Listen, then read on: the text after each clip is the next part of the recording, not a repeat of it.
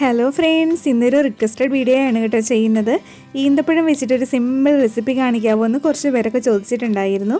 ഓവനും ബീറ്ററും മുട്ടയും പാലും വിസ്കും സ്പാച്ചിലും ഒന്നുമില്ലാതെ വളരെ സിമ്പിളായിട്ട് എല്ലാവർക്കും റെഡിയാക്കാൻ പറ്റിയിട്ടുള്ള ഒരു ഈന്തപ്പഴം കേക്കാണ് നമ്മൾ ഇന്ന് ഉണ്ടാക്കിയെടുക്കുന്നത്.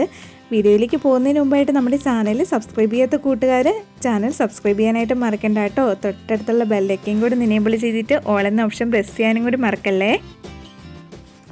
ഈന്തപ്പഴം കേക്ക് ഉണ്ടാക്കാനായിട്ട് ആദ്യം നമുക്ക് ഈന്തപ്പഴം ഒന്ന് വേവിച്ചെടുക്കണം. അതിനായിട്ട് ഞാനൊരു പാൻ അടുപ്പത്ത് വെച്ചിട്ടുണ്ട്. അതിലേക്ക് 1 കപ്പ് ചോപ്പ് ചെയ്തിട്ടുള്ള ഈന്തപ്പഴം നമുക്ക് ഇട്ട് കൊടുക്കാം. ഈ ഒരു കപ്പ് 250 ml ആണ് കേട്ടോ. ഇനി ഇതിലേക്ക് 1/2 കപ്പ് വെള്ളവും കൂടി ഒഴിച്ചു കൊടുക്കാം. ഇനി ഈന്തപ്പഴം നന്നായിട്ടൊന്ന് വെന്ത് വരണം. ഇതിനു മുമ്പ് ഞാനൊരു ഈന്തപ്പഴം കേക്കിൻ്റെ റെസിപ്പി അപ്ലോഡ് ചെയ്തിട്ടുണ്ടായിരുന്നു. അതിൽ നമ്മൾ ഈന്തപ്പഴം വേവിച്ചിട്ട് മിക്സിയിൽ അരച്ചെടുക്കുകയാണ് ചെയ്യുന്നത്. ഈ ഒരു കേക്കിന് വേണ്ടിയിട്ട് നമ്മൾ ഈന്തപ്പഴം അരച്ചൊന്നും എടുക്കുന്നില്ല. വളരെ സിമ്പിളായിട്ട് തന്നെയാണ് കേട്ടോ റെഡിയാക്കുന്നത്. അങ്ങനെ വെള്ളമൊക്കെ വറ്റി ഈന്തപ്പഴം നന്നായിട്ട് കുക്കായി വന്നിട്ടുണ്ട്. ഇനി ഇതിലേക്ക് നമുക്ക് 1/2 കപ്പ് പഞ്ചസാര ചേർത്ത് കൊടുക്കാം. പഞ്ചസാര പൊടിക്കാതെയാണ് ചേർത്ത് കൊടുത്തിരിക്കുന്നത്. ഇനി വീണ്ടും ഒരു 1/2 കപ്പ് വെള്ളവും കൂടി നമുക്കിതിലേക്ക് ഒഴിച്ചു കൊടുക്കണം. അതിനുശേഷം നന്നായിട്ടൊന്ന് മിക്സ് ചെയ്തെടുക്കാം. പഞ്ചസാരയൊക്കെ ഇനി നന്നായിട്ടൊന്ന് മെൽറ്റായി വരട്ടെ.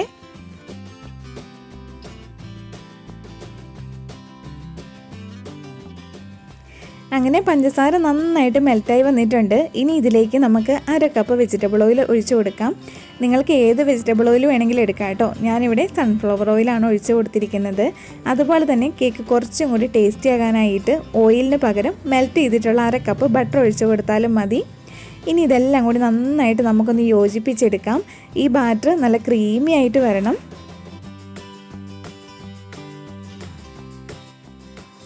അങ്ങനെ വെറ്റ് ഇൻഗ്രീഡിയൻസ് ഇവിടെ നല്ല ക്രീമി ആയിട്ട് വന്നിട്ടുണ്ട്. ഇനി ഫ്ലെയിം ഓഫ് ചെയ്തിട്ട് നമുക്ക് തണുക്കാനായിട്ട് മാറ്റി വയ്ക്കാം.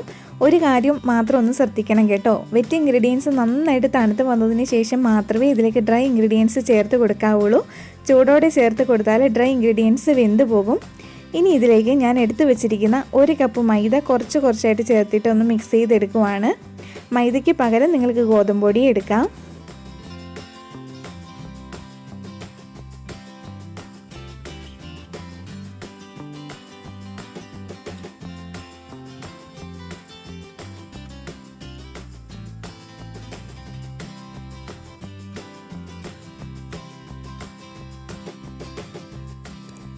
അങ്ങനെ മൈദ ഞാനിവിടെ മിക്സ് ചെയ്തെടുത്തിട്ടുണ്ട്. ഇനി ഇതിലേക്ക് ഒരു 3/4 ടീസ്പൂൺ ബേക്കിംഗ് സോഡയാണ് ചേർത്ത് കൊടുക്കുന്നത്. 1 ടീസ്പൂൺ വാനില എസൻസും കൂടി ചേർത്തിട്ട് ഒന്ന് മിക്സ് ചെയ്തെടുക്കാം. ഞാനിവിടെ ബേക്കിംഗ് സോഡ മാത്രമേ എടുത്തിട്ടുള്ളൂ. നിങ്ങൾക്ക് വേണമെങ്കിൽ 1 ടീസ്പൂൺ ബേക്കിംഗ് പൗഡറും 3/4 ടീസ്പൂൺ ബേക്കിംഗ് സോഡയും ചേർത്ത് കൊടുക്കാവുന്നതാണ്. അങ്ങനെ കേക്കിനുള്ള ബാറ്റർ ഇവിടെ റെഡി ആയിട്ടുണ്ട്. ഞാനിവിടെ 7 ഇഞ്ചിൻ്റെ ബേക്കിംഗ് ടിന്നിൽ ഓയിൽ സ്പ്രെഡ് ചെയ്തിട്ട് ബട്ടർ പേപ്പർ ഇട്ട് വെച്ചിരിക്കുന്നതാണ്. ഇനി ഈ ബേക്കിംഗ് ടിന്നിലേക്ക് നമുക്ക് കേക്കിൻ്റെ ബാറ്റർ ഇട്ട് കൊടുക്കാം. എല്ലാ കേക്കിൻ്റെയും പോലെ ലൂസായിട്ടുള്ളൊരു ബാറ്റർ അല്ല, നമ്മുടെ പ്ലം കേക്കിൻ്റെ ഒക്കെ ഒരു കൺസിസ്റ്റൻസിയിൽ നല്ല തിക്കായിട്ടുള്ള ബാറ്റർ ആയിരിക്കും. ഇനി നമുക്ക് ഈ ഒരു ബാറ്റർ ഒന്ന് ലെവൽ ചെയ്ത് കൊടുത്തതിന് ശേഷം ടാപ്പ് ചെയ്തെടുക്കാം. എയർ ബബിൾസ് എന്തെങ്കിലും ഉണ്ടെങ്കിൽ പോകാൻ വേണ്ടിയിട്ടാണ്.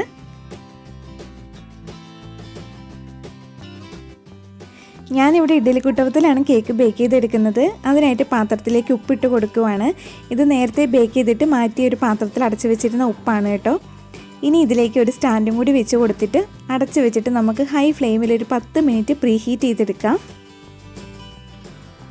അങ്ങനെ പ്രീ ഹീറ്റായി വന്നിട്ടുണ്ട്. ഇനി നമുക്ക് ബേക്കിംഗ് ടിന്നെ ഇഡ്ഡലിക്കുട്ടവത്തിലേക്ക് ഇറക്കി വെച്ചിട്ട് അടച്ചു വെച്ച് ലോ ടു മീഡിയം ഫ്ലെയിമിൽ ഒരു 40 മിനിറ്റ് ബേക്ക് ചെയ്തെടുക്കാം. ഓവനുള്ളവർക്ക് ഓവനിൽ ബേക്ക് ചെയ്തെടുക്കാവുന്നതാണ്. ഇപ്പോൾ 40 മിനിറ്റ് ആയിട്ടുണ്ട്. നമുക്ക് തുറന്ന് നോക്കാം. കേക്ക് ബേക്കായോ എന്നറിയാൻ വേണ്ടിയിട്ട് ഞാനൊരു ടൂത്ത് പിക്ക് വെച്ചിട്ടൊന്ന് കുത്തി നോക്കുവാണ്. കേക്ക് നന്നായിട്ട് കുക്കായി വന്നിട്ടുണ്ട്. ഇനി നമുക്ക് ഇത് പുറത്തേക്ക് എടുത്തിട്ട് തണുക്കാനായിട്ട് മാറ്റി വയ്ക്കാം. മുട്ടയൊന്നും ചേർക്കാതെയാണ് നമ്മൾ ഈ ഒരു ഈന്തപ്പഴം കേക്ക് റെഡിയാക്കിയിരിക്കുന്നത്. കേക്ക് നല്ല സൂപ്പർ സോഫ്റ്റ് ആയിട്ടാണ് ഇരിക്കുന്നത്.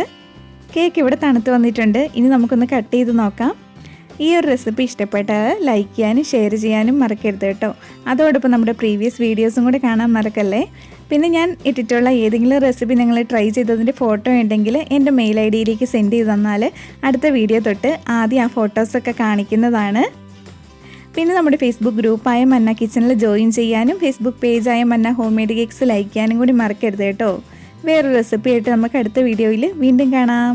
Thank you for watching.